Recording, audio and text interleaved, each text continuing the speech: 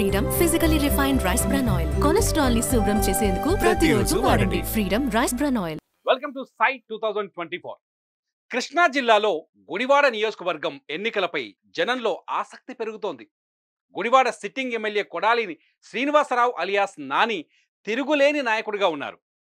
వరుసగా 4 సార్లు గెలిచి గుడివాడ అంటే గుర్తుకొచ్చే నాయకుడు కొడాలి నాని అన్నట్లు మారింది. అయితే ప్రభుత్వంపై వ్యతిరేకత తమకు కలిసి వస్తుందని కూటమి భావిస్తోంది. కొడాలి నాని దౌర్జన్యం, నియంతగా వ్యవహరిస్తున్నారంటూ టీడీపీ ఆరోపిస్తోంది. ఇంతకీ గుడివాడ నియోజకవర్గంలో ప్రస్తుత పరిస్థితి ఏంటో సై 2024లో చూద్దాం.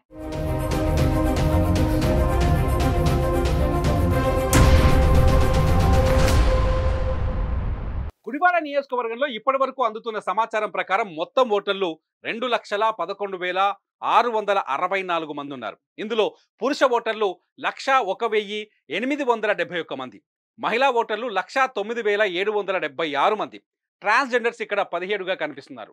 పురుష ఓటర్ల కన్నా మహిళా ఓటర్లే ఎక్కువ. నందమూరి తారక రామారావు తెలుగుదేశం పార్టీ స్థాపించాక 1983లో జరిగిన ఎన్నికల్లో ఎన్టీఆర్ ఇక్కడి నుంచే పోటీ చేసి అసెంబ్లీలో అడుగుపెట్టారు. అయితే వరుసగా 4 ఎన్నికల్లో కొడాలి నాని విజయం సాధిస్తూ వచ్చారు. అయితే 2004, 2009 ఎన్నికల్లో టీడీపీ నుంచి గెలిచారు. అనంతరం వైసీపీలో చేరి 2014, 2019 ఎన్నికల్లో గెలిచారు. ఈ రకంగా అపజయం ఎరుగని నాయకుడిగా పేరొందారు. అయితే ఈసారి గుడివాడలో టీడీపీ జెండా ఎగరేయాలని సైకిల్ పార్టీ పట్టుదలతో ఉంది. ఒక్కసారి 2019లో ఏం జరిగిందో చూద్దాం.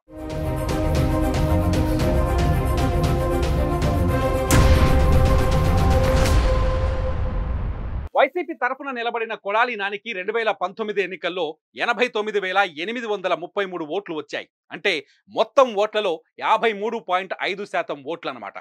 టీడీపీ తరఫున పోటీ చేసిన దేవినేని అవినాష్కు అప్పుడు 70,354 అంటే 41.9% ఓట్లు పోలయ్యాయి. 19,479 ఓట్ల ఆధిక్యంతో కొడాలి నాని ఎమ్మెల్యేగా గెలుపొందారు.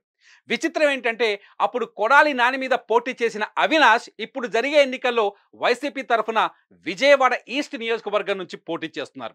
వరుసగా 5వ విజయం సాధించి రికార్డు సృష్టించాలని చూస్తున్న కొడాలి నానికి టీడీపీ బ్రేకులు వేయగలదా? ఇంతకీ 2024లో ఇక్కడ ఏం జరుగుతోందో చూద్దాం. ఆర్థికంగా, సామాజికంగా బలమైన నానిని ఓడించాలి అంటే సాధారణ విషయం కాదు. దీనికి తోడు గుడివాడలోని ప్రతి గల్లీలో నానికి అనుచర గణం ఉంది. 2004 నుంచి ఓటమి ఎరగని నేతగా గుడివాడలో పాతుకుపోయారు కొడాలి నాని. ఆయనను ఓడించేందుకు చంద్రబాబు జగన్ వేసిన బాటలోనే నడుస్తున్నట్టు తెలుస్తోంది. అదే 2 కులాల ఈక్వేషన్. అంటే భర్త ఒక కులమైతే భార్య మరో కులం. సింగనమల, చిలకలూరిపేట, తాడికొండ, కళ్యాణదుర్గంలో ఇదే స్ట్రాటజీని అమలు చేశారు. ఎన్ఆర్ఐ అయిన వెనిగండ్ల రాము కమ్మ సామాజిక వర్గానికి చెందిన వ్యక్తి. ఆయన భార్య మాల సామాజిక వర్గానికి చెందినవారు.